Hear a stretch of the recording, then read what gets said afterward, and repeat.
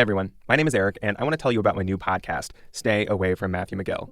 5 years ago, a friend told me about this strange guy. He was an old man living alone in the woods on the Georgia-Florida border. You see people sleeping out in the wild, he didn't mind doing that. I heard he was from Australia. Did you ever hear that? I think I did. And everybody had a story about who this guy was. He told me he got selected as an escort for Miss America, Formula One racing. He had his own car. He also married an actress, a Broadway actress. But, turns out, this guy had a lot of secrets. The warrant was served and executed in a 10-man armed raid at our home. You learn to recognize people who have a little bit of con in them, and he was that. Stay Away from Matthew McGill. New episodes everywhere weekly, or you can binge the whole thing right now exclusively on the new Odyssey app. That's AUDACY. Thanks. Hey everyone, just a warning. This episode has a lot of strong language.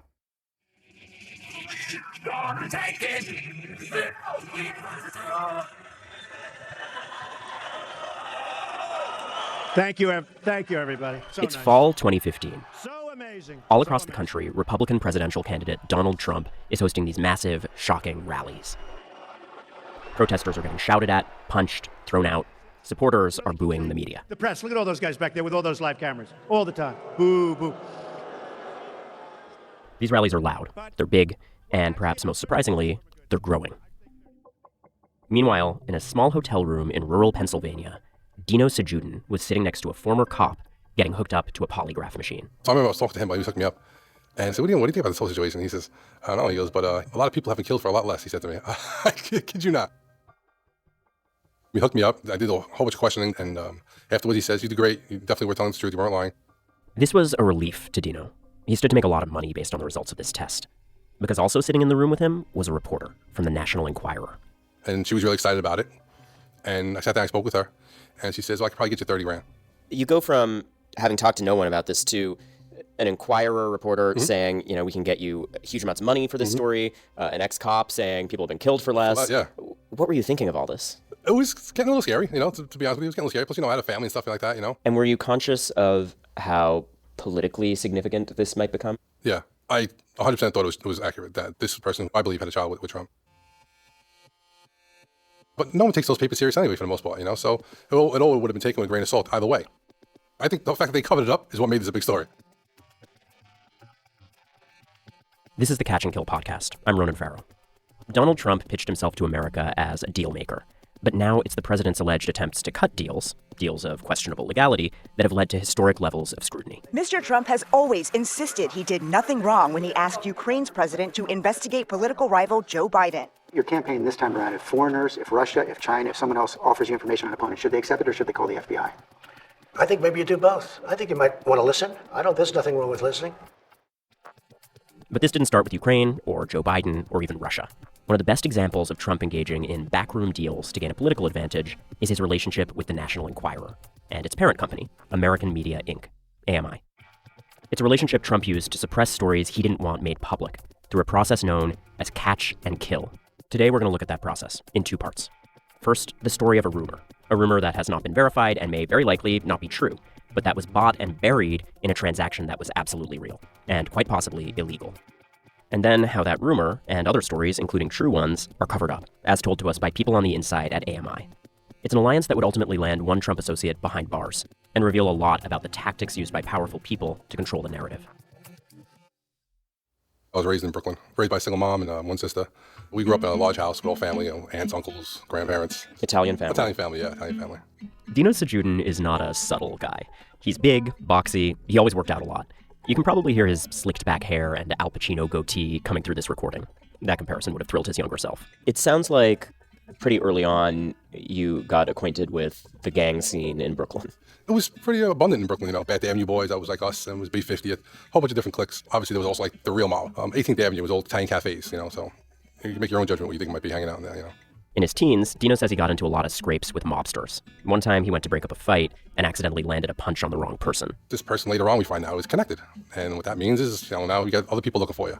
Car chases through Bensonhurst, it was crazy. It was pretty scary. And the connections flowed into Dino's jobs as well, from flipping hot dogs at Nathan's to construction work when he was in his early 20s. We do brick defacing, then we go inside the building and we do asbestos abatements, lead abatements with needle guns, full suits and everything.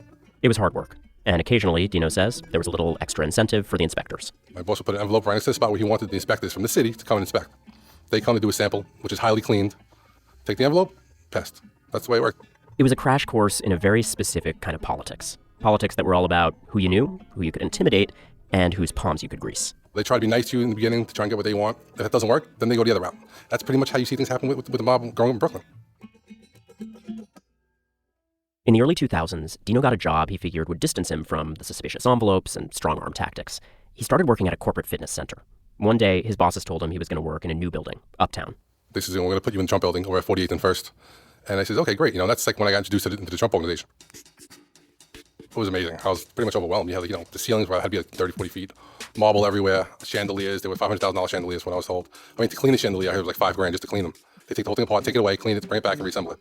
It was hours that the guy was working on it. It was amazing to be working there. Overall, Dino liked the job. He just had one problem. Very quickly, he realized he didn't get along with the head concierge, the woman who basically ran the front lobby. First day there, I walked into the lobby, and I asked, where's the fitness center? And she says to me, she says, if you work for a fitness center, you don't come to the lobby no more. Dino says he started hearing from other people who had tensions with this concierge. He says she'd even argue with staff in front of residents. She was really, really rude. Every coworker that I was there had an issue with her at one point in time that she was rude with. It was frustrating. But every time she had an argument with somebody, the first words that come out of her mouth is, I will call Mr. Trump. I will call Mr. Trump.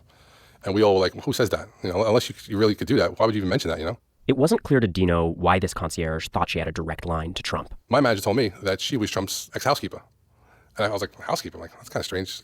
No offense against housekeepers, but I don't know if a housekeeper would be the same qualifications as to be a head concierge in this multi-million-dollar building.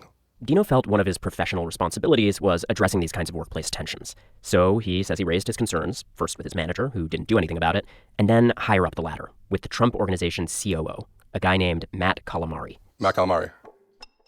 He's a character, straight out of like a gangster movie. 6'5", very stern, tries to intimidate you. Like when he shakes your hand, he doesn't let go of your hand until he gets his point across, like squeezing your hand, I know the type. Yeah. Calamari was Trump's longtime bodyguard. He'd risen through the ranks of the Trump Organization. When Dino brought up the concierge with him, he had quite the reaction. He got really loud and rude and told me, he says, you need to let it go. He said, if you have Trump's kid, you can do whatever you want. Trump's kid. Dino was taken aback. And I was like, what he just, like my brain, like my mind heard it, but I was still trying to grasp what that meant. I'm like, is he saying that him and her have a kid? Calamari didn't respond to requests for comment. A spokesperson for the Trump Organization denied the allegations to the New Yorker, including the assertion that Calamari told Dino the rumor. Dino says he and others kept having run-ins with the concierge, so he kept raising the issue, despite Calamari's warning. At which point, he says things at Trump Tower started to seem more like his past jobs at the asbestos sites.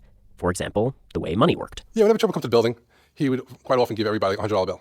Dino says once he heard this rumor, there appeared to be efforts to make nice with him, including the next time Trump came to the building and started handing out bills to the staff. One time he came to the building, him and Calamari came in. Calamari shook my hand and put that in my hand, and I thought it was like a $100 bill. And it was a significant increase over everybody else's. How much money? Several $100. I assumed he was being so nice to me because he wanted me to be quiet. But Dino says he couldn't stay quiet. He says after he raised the issue again, Calamari summoned him into a meeting. The blinds were drawn. There were two other big guys in the room. So one of his guys pulled the chair off me, and he says, have a seat, Mr. Dino. So I had a seat, and Calamari's across the table, and he says, you know why you're here, right? And I says, like, kind of got an idea why I'm here. And he says, you have to let the situation go. We think of you like family. We work together. But you need to let the situation go. And I said, okay.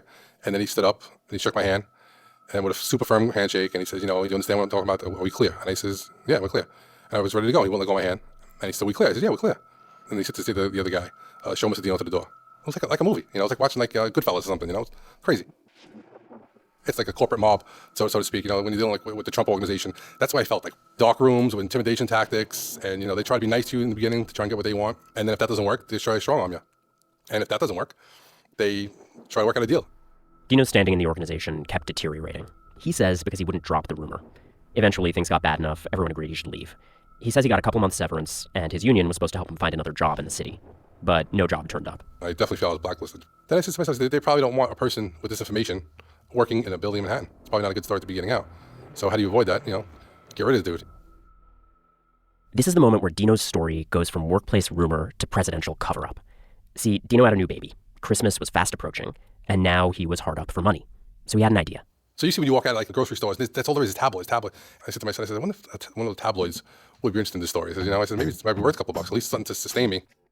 So I think I called the Globe first, left a message, and then I think I shot an email over to the Enquirer. The National Enquirer, known for headlines like, Housewife's death reveals hubby's corpse in freezer, and Phil Spector is losing his hair and his mind. Obviously, both of those end in exclamation points. Almost immediately, Dino got a call back from a very eager reporter at the Enquirer. And she says, we'd be very interested in your story. Can I come up and meet with you? I'm like, okay, when? She's like, how about later on today? I'm like, well, today's not going to work. She says, how about tomorrow? The reporter offered him 6 figures for the rights to the story. When Dino said he didn't want his name included, they settled on $30,000. He signed an initial agreement. All he had to do was pass that polygraph test, which he did. It's important to note that the polygraph didn't measure the veracity of the claim itself, only whether or not Dino believed he was telling the truth about what he heard. It's also important to note that polygraphs are notoriously flawed and largely inadmissible in court. Shortly after, the paper got back in touch. Something had changed. They wanted him to sign another contract. They said someone would meet him at a fast food place near his home in Pennsylvania to get it all squared away. So I walk in there and I'm looking around and I see one guy by himself at a table, not eating nothing. So I'm like, I walk up to him and I announce his name and he says, yeah. And he says, Mr. June? I said, yeah. He's all right. He goes, I got this contract, and he pulls it out. And the contract basically just, stated that I would agree not to, to talk about the story. A non-disclosure agreement. But this new version had a clause Dino had never seen before. If I did speak on the story, I could be subject to $1 million fine. And I signed off on it, initialed it. He said, okay, shook my hand. He said, okay, great. Did you think they were going to run the story? Yeah, I figured they would have. Yeah, it's a Trump story, I mean, she was so eager. So I figured probably a couple of weeks, maybe a month, the story in the paper. A few months later, Donald Trump won his first primary as a presidential candidate. ABC News projects that Donald Trump will win. That is based on the exit polls and some votes already counted, and it's looking like a decisive victory. A few months after that, he became the Republican nominee. This evening, his last opponent dropped out, ensuring that Donald Trump will be the party's nominee. And a few months after that, he became the president. Thank you. All along, Dino waited. But the story never ran. Sorry to keep you waiting. Complicated business. Behind the scenes, AMI reporters had been ordered by their bosses to stop working on it. A few of them were pretty outraged. At the time, I didn't know that there was any affiliation between Trump and the Enquirer. I mean, the Enquirer writes about everybody, Why would they exclude him? I said, maybe Trump's got stroke over there, too. After the break, a secret deal between Donald Trump and the National Enquirer blows wide open. And I get a hold of Dino's contract.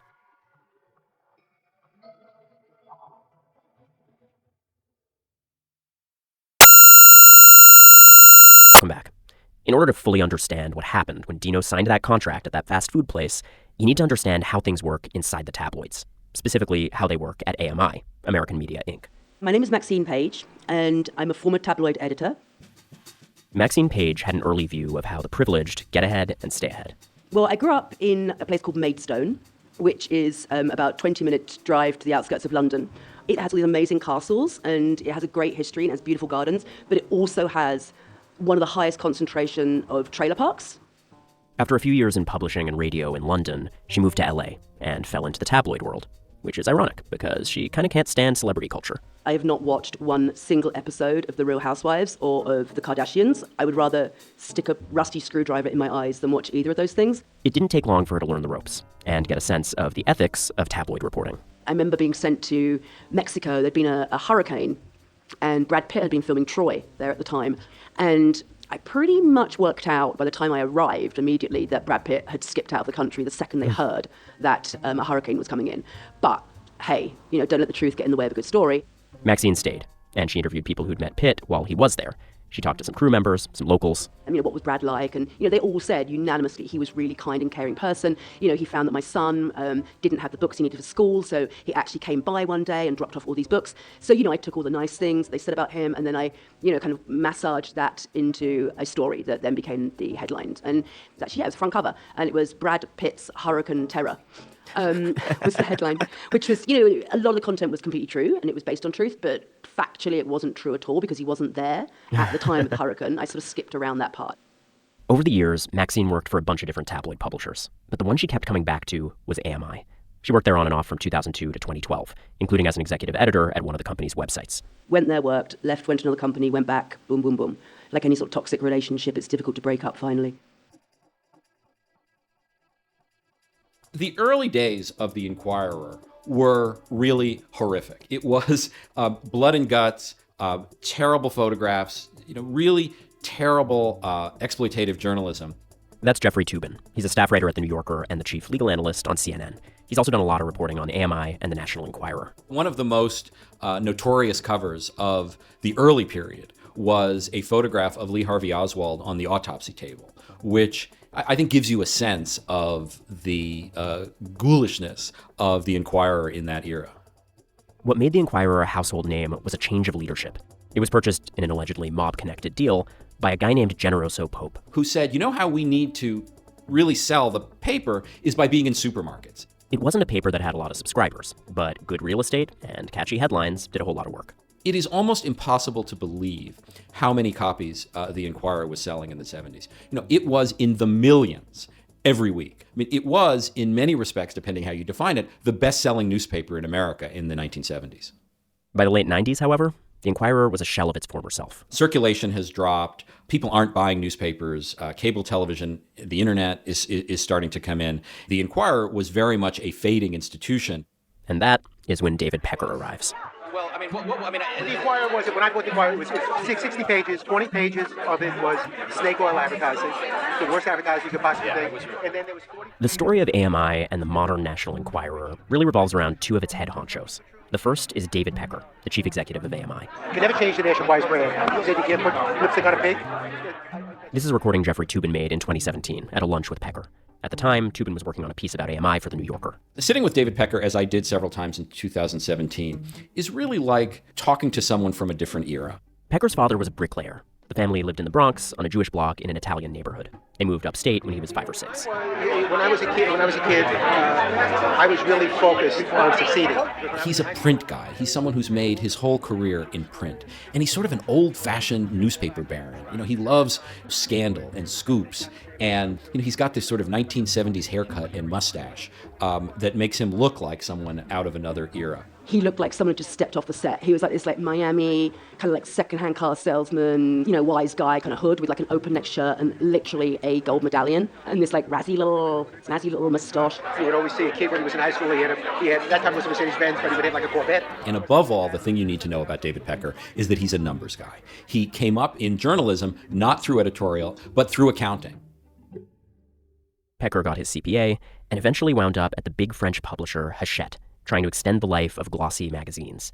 The new trend at the time was something called custom publishing. He'd make a high-end magazine for a brand or person who would control the content in it. One of his first pitches was to a hotel magnate named Donald Trump. And is that how you met Donald? I cold called him. You sorry? I cold called him. It was called Trump Style. A magazine that all the guests at Trump hotels got when they checked into their rooms.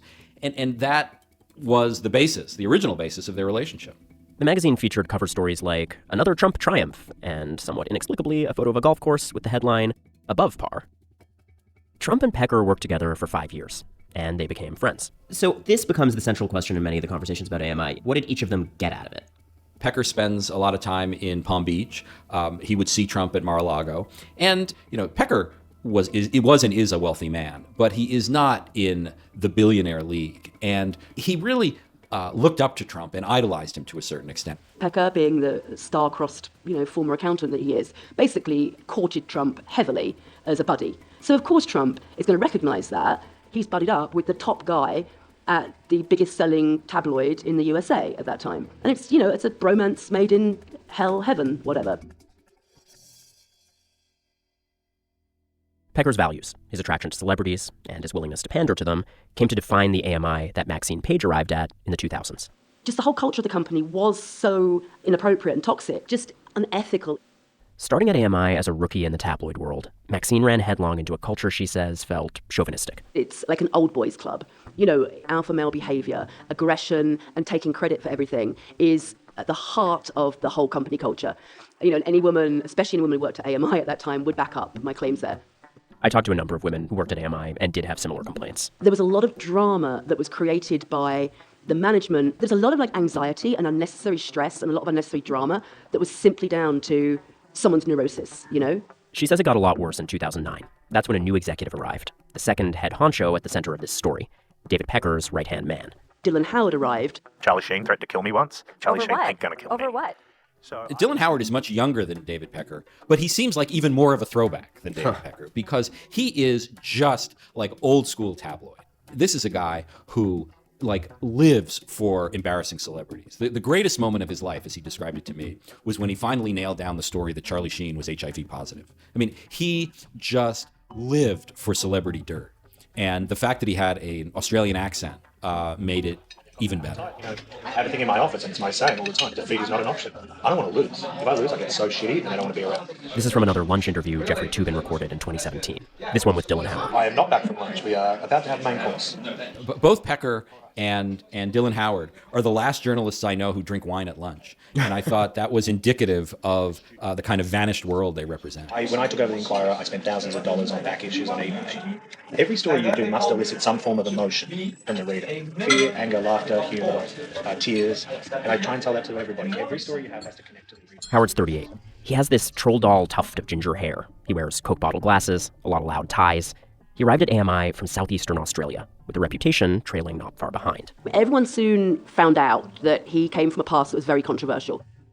Howard left a TV sports reporting job in Australia after a police investigation into how he got a hold of athletes' medical records. Then he was hired by, and quickly left, a company called Croc Media. His boss there said, quote, "His methods make me uncomfortable."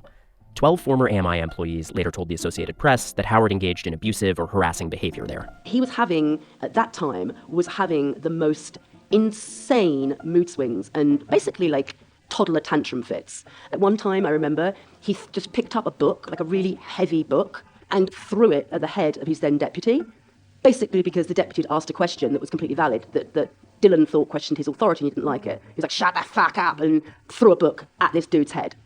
Those former employees told the AP, and many of them also told me, that Howard made sexual comments about women. Maxine says he was fixated on one in particular. Then he started calling her, the dirty old cougar. And then one day there was like a bring your child to work day, and she brought her daughter, who at the time was like 12, I believe. And he's like, she'll end up being a whore just like her dirty cougar mum. And then he actually set up this Facebook page in homage of the dirty cougar's vagina. He said, "Dirty cougar's cunt," in Dylan words, and you can bleep that if needs be. The employees who talked to the AP also said he'd make people watch porn in the office. Maxine remembers him asking a staffer to sleep with sources. He was like, "I don't care what you got to do. Go fuck somebody if you need to do it, but you are coming back and you're going to bring me this story."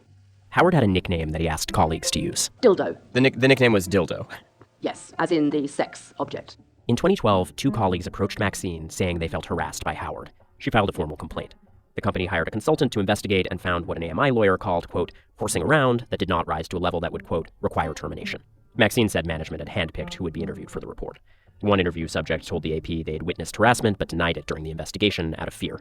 Another said Howard retaliated against her for participating. They basically dismissed the voice of 3 women. They basically just brushed it aside.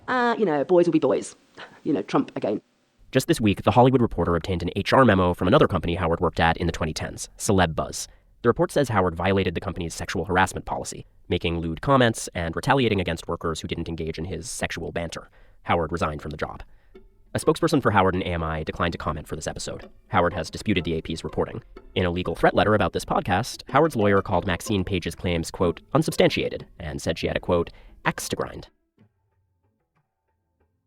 Beyond the culture behind the scenes, Maxine says she was uncomfortable with the ethics of the actual reporting the company was doing, even by the standards she was used to in the tabloid world. Some very dubious and questionable behavior, like going through, people's dumpsters, which at the time was legal if the dumpster was on a public road. One time, Maxine remembered management receiving a tip about a teen actress being pregnant and sending reporters to stake out the girl. That made me furious, and I was disgusted. And it actually spurred me to secretly contact and tell the child's attorney exactly what was happening. Don't harass a child, period. AMI maintains that its practices are legal. There was one more tactic AMI employed, one less conspicuous than digging through trash cans, but ultimately more explosive. Maxine was one of a large number of AMI employees who described old-fashioned backroom deals, often brokered by Dylan Howard with AMI's celebrity allies and its enemies. I definitely witnessed coercive behavior on his behalf. I would sit in a meeting and he would discuss how he was going to call so-and-so's publicist and tell them that if so-and-so didn't agree to give an on-the-record interview, then he would run a negative story about them. Conversely, I was in a meeting and witnessed him on more than one occasion, saying that he would run a favourable story if that person gave him a quote that fitted a narrative that he'd come up with. So it's not blackmail in the purest terms, but it's coercion. To Maxine, the most frustrating thing about these deals was that sometimes they would result in AMI genuinely landing a big scoop, but after buying the information, they wouldn't run it at all. There were situations where I was ordered to kill a story that was actually a really good story. And, I was ordered to kill the story because the lawyer had contacted me and said, look, the client will do whatever with you if you kill this story. Well, my involvement was, there were 2 stars that David favored and tried to work into the titles. One of them was Schwarzenegger, and the other was Stallone. That's one of Maxine's colleagues, Jerry George, in an interview we did in 2018. He passed away last year. Jerry was one of the first former AMI employees to go public about these deals. Schwarzenegger, I think my involvement was during the first gubernatorial race when there were mistresses and we had stories and we bought them knowing full well that they weren't going to run. He ended up buddying up with Schwarzenegger, and sure enough, all of a sudden, all of the negative Schwarzenegger stories stopped. Is your impression, having been in this world, that there's a whole universe of stories that maybe would be of significance if people knew about them and that have been buried as part of these kinds of transactional relationships? Without any shadow of a doubt, I could say, hand on heart, in an open court, under oath, I could say that there are so many stories. But then it got to the point where it inevitably was just, of course they killed it. Of course they did. So I couldn't put a number on it, but that's the level of frequency. There was, of course, an old term in the tabloid industry for these deals. They will find a story or a person with a story and pay that person for the rights to run that story and then not run it. They catch the story and then they kill the story. That's where the phrase catch and kill comes from.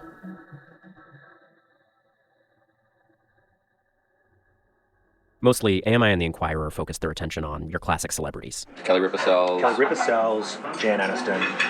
Jan Aniston sells. Still Brad Angelina. That had long included celebrities at the intersection of entertainment and news. But Megyn Kelly, for example, he's a celebrity. Matt Lauer, he's a celebrity. That's Dylan Howard again, in spring 2017.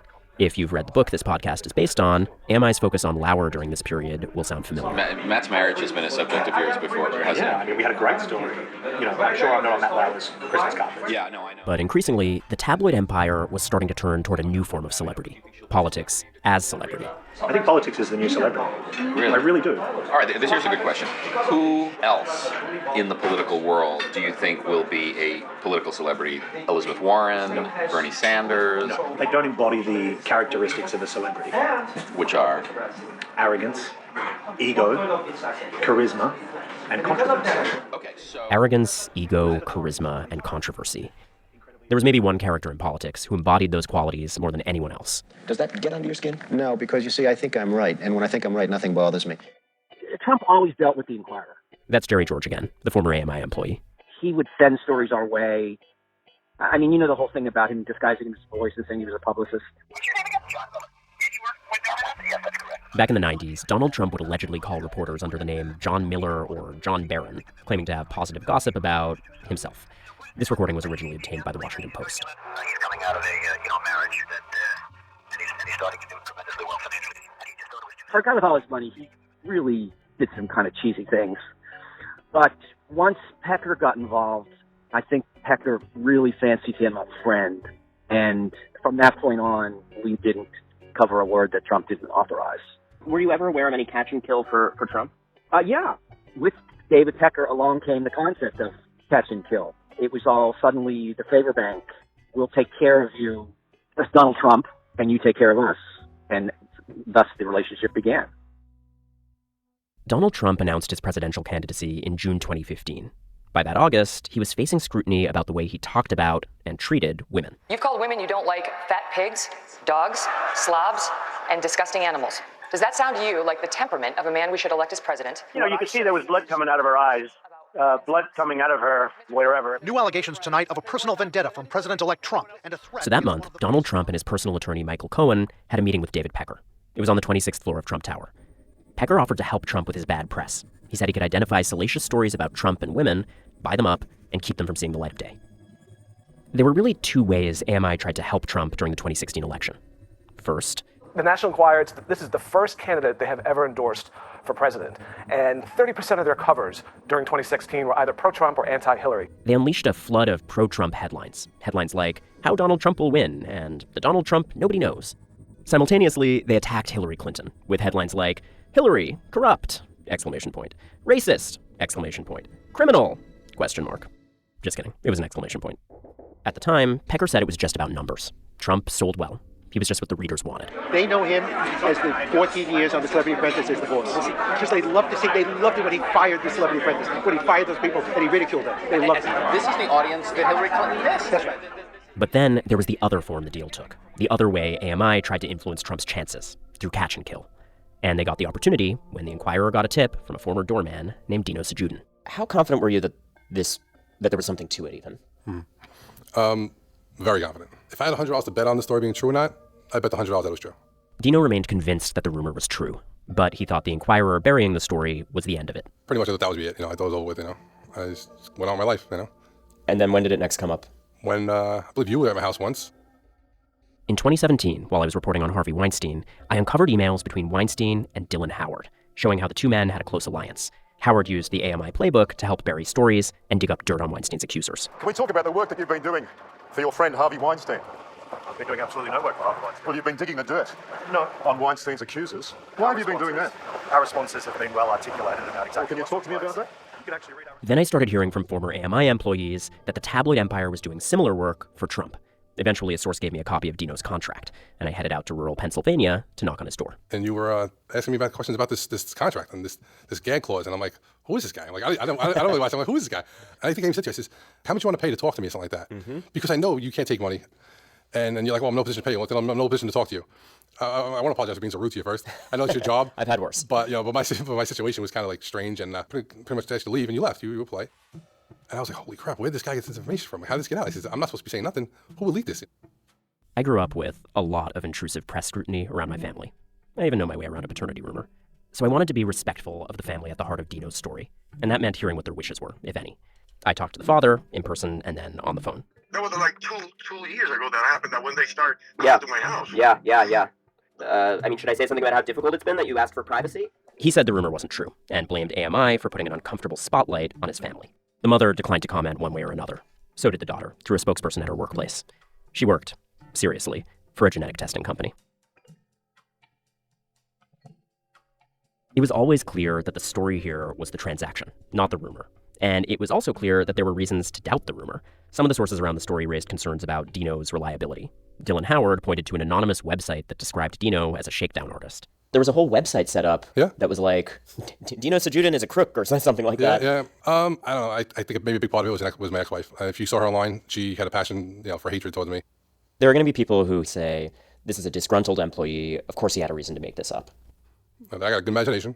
I tied everything together pretty well, I must have spent a lot of time working on the story. That's all I could say. Because this is not a made-up story. This is actually what happened.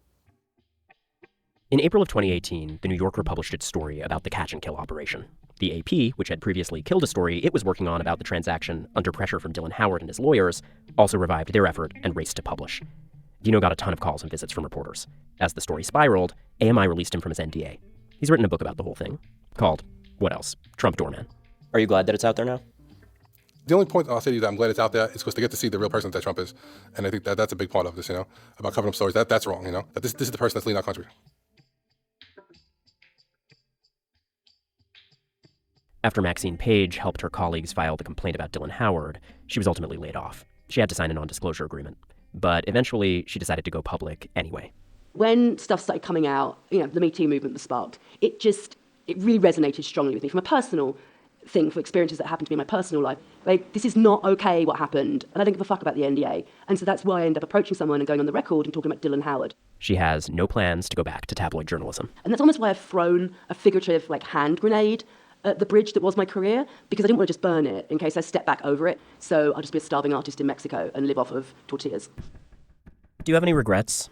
No, I have one regret. This is genuinely honest. I have one main regret in my life, and it is not purchasing this really cool, awesome ceramic moose head that I saw once in Blackheath, London in 1988 when I was out shopping with my friend Grace. And it was expensive for me at the age of 18, but I said, oh my God, it's really cool, and I really love it, and I did. And it's hard to come by a good ceramic moose head. But honestly, to this day, I still regret not buying that moose head. But that is genuinely, honestly, my only regret. David Pecker, Dylan Howard, and AMI wound up with bigger problems than moose heads.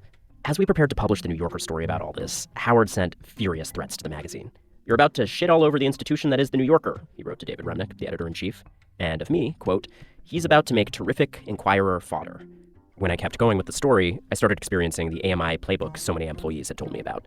First, the calls started coming in saying they were going to run a story about a pedophile uncle I couldn't recall ever meeting. Then there was the one implicating me and another journalist who'd worked on a story critical of AMI in some sort of Brazilian sex romp. If only my life were so interesting. This morning, there are more allegations against the National Enquirer. Ronan claims AMI urged him to stop digging or will ruin you. Honestly, as much as it was amusing to be an all-caps villain in the Enquirer for a brief shining moment, it was also pretty upsetting and intrusive. AMI employees said they even had my boyfriend followed around for a while. They eventually gave up because his routine was so boring. Dylan Howard denied those assertions. By spring 2018, prosecutors were investigating whether the deal between AMI and Donald Trump had criminal ramifications. We have breaking news just in. The New York Times just reported that the FBI today raided the offices of President Trump's longtime attorney, Michael Cohen. More on that in the next episode. And the following year, when AMI kept trying its coercion tactics on more powerful and wealthy targets, the playbook wasn't working anymore. Jeff Bezos of Amazon, the world's richest man, is taking on the publisher of the National Enquirer, accusing the media giant, run by a longtime friend of President Trump, of trying to blackmail him with compromising photos. Jeff Bezos, the CEO of Amazon, didn't comply with AMI's demands to cut a deal to avoid the publication of explicit photos. In fact, he posted the company's communications with him online. David Pecker and Dylan Howard kept track of what headlines sold and which ones didn't in a database. You might have seen one particular headline a lot at the supermarket checkout. Sad last days. And then sad last days. They love the sad last days. With AMI under scrutiny from prosecutors, facing potential civil liability from increasingly powerful enemies, and watching circulation numbers flatline, a lot of employees told me these are the company's sad last days. I think the future for AMI is grim. This is like old school journalism, selling newspapers and magazines on paper. They essentially have no internet presence at all. What they are doing is bleeding these publications dry. They are shrinking staff. They are selling what they can. In early 2019, with AMI swimming in debt, the Enquirer and its sister outlets, the Globe and the National Examiner, were sold for scrap. After a rocky year, the National Enquirer is being sold to the owner and CEO of Hudson News for $100 million. David Pecker is still CEO of AMI, and Dylan Howard is still Chief Content Officer. But the Enquirer's crowning achievement may be behind it. For better or for worse, the election of Donald Trump is the last accomplishment of the National Enquirer.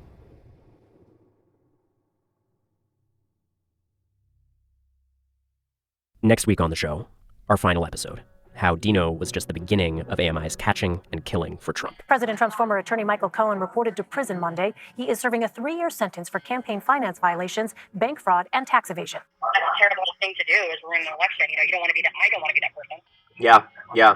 And how the collapse of the alliance between AMI and Trump shook not just the tabloid empire, but the presidency. The Catch and Kill podcast is a production of Pineapple Street Studios and me, Ronan Farrow.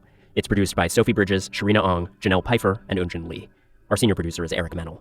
Editing by Joel Lovell and Max Linsky. Pineapple's executive producers are Jenna Weiss-Berman and Max Linsky. Production support from Maddie Sprung-Kaiser, Emily Becker, and Barry Finkel. Fact-checking by Sean Lavery. Music in this episode from Blue Dot Sessions, FirstCom, and Marmoset. This is all based on reporting I did for my book, Catch and Kill, available where you buy your books and as an audiobook. Thanks for listening. We'll be back one more time next week.